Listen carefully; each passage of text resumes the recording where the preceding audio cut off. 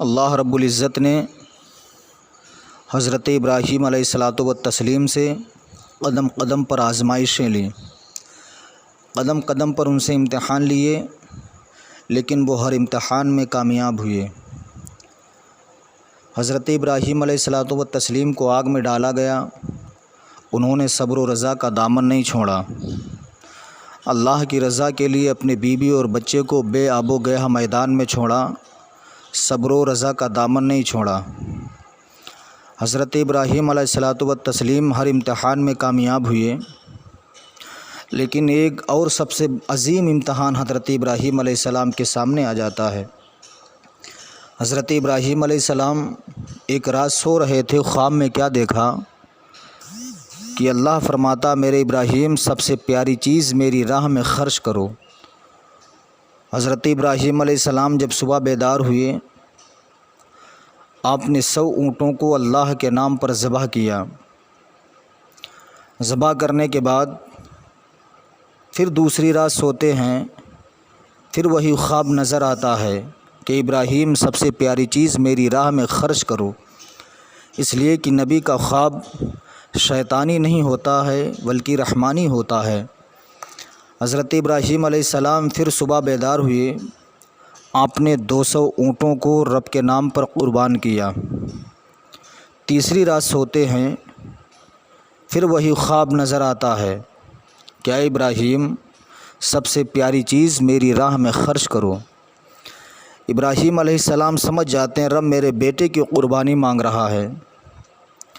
حضرت ابراہیم علیہ السلام نے اپنی بیوی حضرت ہاجرہ سے کہا، میں اور میرا بیٹا دونوں کو ایک دعوت میں جانا ہے، لہٰذا تو میرے بیٹے کو تیار کر دو۔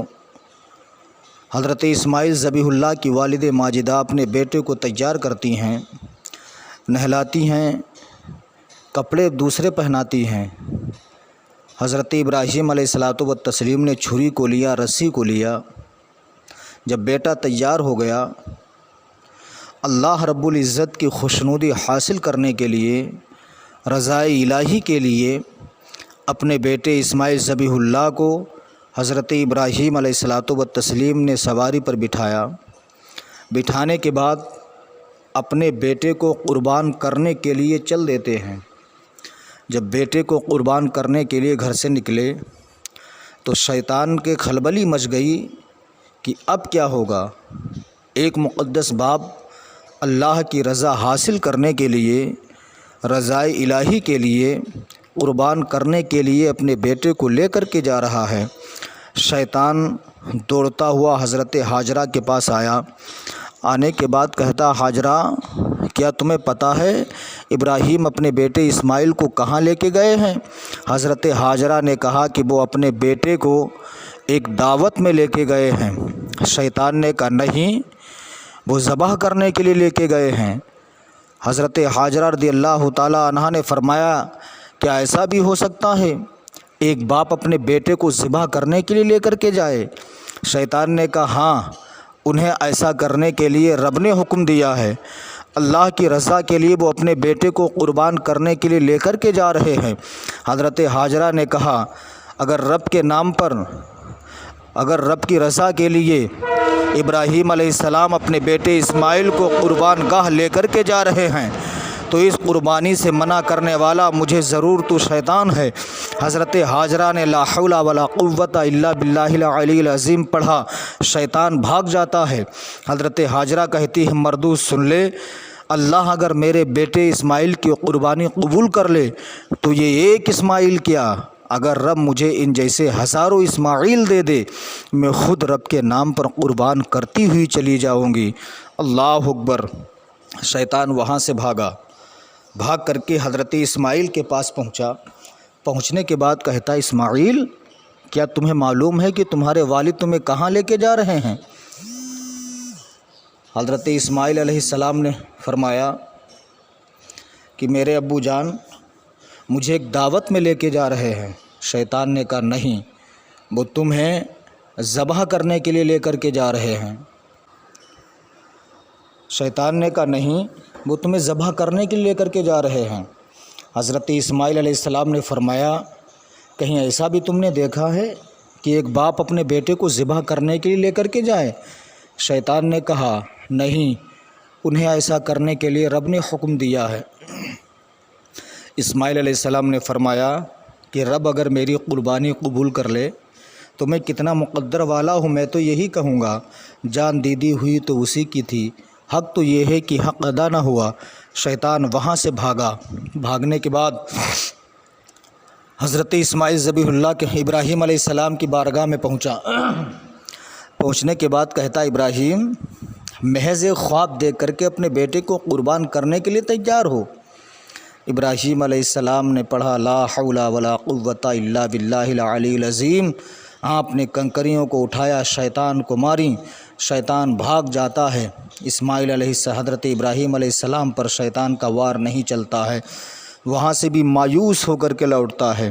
اب قرآن کہتا ہے حضرت ابراہیم علیہ السلام جب اپنے بیٹے کو قربان گاہ تک لے کے پہنچ گئے، حضرت ابراہیم علیہ السلام نے فرمایا بیٹا میں نے خواب دیکھا ہے کہ میں تجھے ذبح کر رہا ہوں، بتا تیری مرضی کیا ہے، تیری منشا کیا ہے بیٹا، تمہاری رائے کیا ہے؟ قرآن کہتا ہے حضرت اسماعیل ذبیح اللہ فرماتے ابو جان جس بات کو کرنے کے لیے رب نے آپ کو حکم دیا ہے بے خوف و خطر وہ آپ کیجئے، بے شک آپ مجھے صبر کرنے والا پائیں گے۔ قرآن کہتا ہے کہ جب باپ ذبح کرنے کے لیے، بیٹا ذبح ہونے کے لیے تیار ہو گئے، حضرت ابراہیم علیہ السلام نے اپنے بیٹے اسماعیل علیہ السلام کو پیشانی کے بل لٹایا۔ لٹانے کے بعد حضرت اسماعیل ذبیح اللہ فرماتے ابو جان مجھے قربان کرنے سے پہلے کچھ شرطیں سن لیجئے۔ ابراہیم علیہ السلام نے فرمایا بیٹا بتاؤ کیا ہے؟ حضرت اسماعیل علیہ السلام فرماتے ابو جان میرے ہاتھ اور پاؤں کو رسیوں سے مضبوط باندھ دینا، دوسری بات یہ ہے کہ میرا خون آلود کرتا میری والد ماجدہ کو دے دینا، تیسری بات یہ ہے کہ آپ اپنی آنکھوں پر پٹی باندھ لینا، کہیں ایسا نہ ہو کہ آپ پٹی نہ باندھیں، میرے گلے پر اپنی چھری کو رکھیں، بیٹے کا پیار آپ کے دل میں پہنچ جائے، آپ ذبح نہ کر سکیں۔ کہا ٹھیک ہے۔ حضرت ابراہیم علیہ السلام نے اپنے بیٹے اسماعیل علیہ السلام کے ہاتھوں کو باندھا۔ باندھنے کے بعد چھری کو ہاتھ میں لیتے ہیں، اپنی آنکھوں میں پٹی باندھتے ہیں۔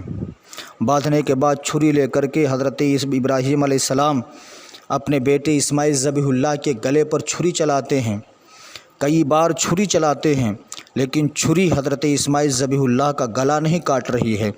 حضرت ابراہیم علیہ السلام شش و پنج میں ڈوب گئے، آخر معاملہ کیا ہے، چھری کیوں نہیں چل رہی ہے؟ آنکھوں سے پٹی کو ہٹایا، اسی چھری کو ایک پتھر پر مار دیتے ہیں تو چھری نے پتھر کے 2 ٹکڑے کر دیے۔ حضرت ابراہیم علیہ السلام فرماتے چھری تو نے پتھر جیسی سخت چیز کے 2 ٹکڑے کر دیے، میرے بیٹے اسماعیل کا گلا تو ریشم سے بھی زیادہ نازک ہے، بیٹے کے گلے پہ کیوں نہیں چل رہی ہے؟ چھری نے کہا تھا ابراہیم اے اللہ کے خلیل تم کہہ رہے ہو کاٹ، لیکن رب مجھ سے کہہ رہا ہے مت کاٹ مت کاٹ مت کاٹ۔ پھر حضرت ابراہیم علیہ السلام نے اپنی آنکھوں پر پٹی کو باندھا۔ باندھنے کے بعد چھری لیتے ہیں، اپنے بیٹے اسماعیل علیہ السلام کی گردن پہ چھری چلا رہے ہیں، چھری چلا رہے ہیں۔ کتابوں میں لکھا ہے 1-2 مرتبہ نہیں بلکہ 72 مرتبہ حضرت ابراہیم خلیل اللہ نے اپنے بیٹے اسماعیل ذبیح اللہ کے گلے پر چھری کو چلایا، لیکن چھری نے کاٹا نہیں۔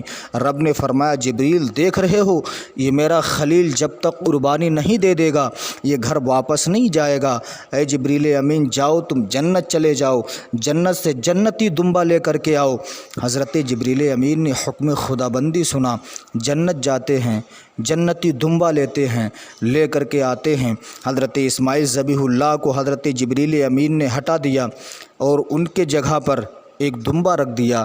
ابراہیم علیہ السلام چھری چلا رہے ہیں، دمبا ذبح ہو جاتا ہے۔